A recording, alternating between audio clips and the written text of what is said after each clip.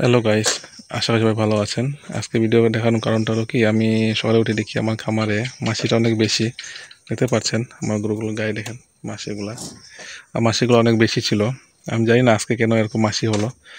হতে পারে আজকে রোদ দেওয়ার কারণে, যেহেতু আমার এখানে দুদিন ধরে রোদ ছিল, বৃষ্টি নাই বললে চলে।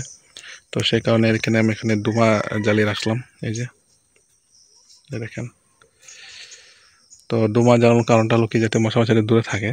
তো আমি সকালে উঠেই দেখি যে এগুলা সারা গায়ে মাছি ছিল। তো এসে আমি এখানে আগুন জ্বালালাম, আগুন জ্বালিয়ে এখানে দুমারে জ্বালালাম।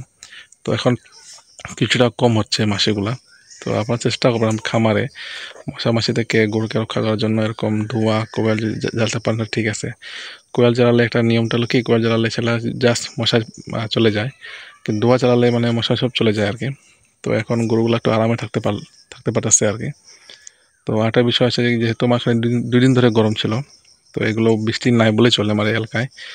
তো আজকে আমি এদেরকে গোসল করাবো, গোসল করানোর পর তারপরকে আমি এদেরকে নিয়ে এই পাহাড়ে ঘাস খাওয়াবো।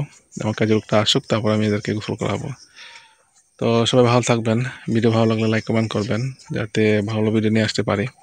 তো আপনার খামারে এরকম, যেহেতু এই ইদানিং গরমটা অনেক বেশি, পারলে আপনার খামারে গরুগুলোকে গোসল করাবেন। অন্য অন্য হলে তো জার্সিগুলো হলে দুইবার গোসল করাবেন, সেটা অনেক ভালো আর কি। এই দেখেন আমাদের যেহেতু ক্রস দেশালগুলা, তো আমি একবার গোসল করাবো। তো ব্যবস্থা করবেন, এরকম ধোঁয়া থাকলে ব্যবস্থা করে নেবেন। এই যে দেখেন। তো সবাই ভালো থাকবেন, সবাই ধন্যবাদ।